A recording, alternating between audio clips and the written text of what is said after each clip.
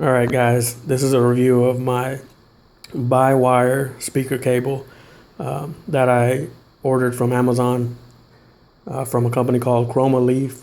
They're about $38 a piece. It took about 5 to 7 business days to actually arrive. First off, they're they're really thick. They're really thick, really rigid. I think they're pretty well made. Nothing stands out as amazing or anything. They're pretty well made, pretty decently put together. I'm not going to use them for the orthodox reason or method of using them.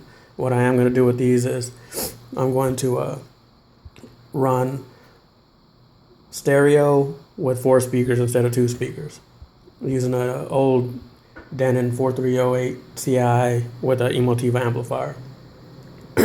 I'm pretty sure there's nothing electronic in here that splits the signal, so I'm pretty sure you get the same exact signal that comes in these 2 inputs and goes out to those 4 outputs. So we'll see how that works out, and I'll let you guys know the results. But anyways, again, this is a 10-foot by-wire speaker cable that I bought from Amazon from a company called Chroma Leaf, and they look really well put together, pretty decently made. No complaints. Arrived in a decent time, and like I said, I'll let you guys know how it goes.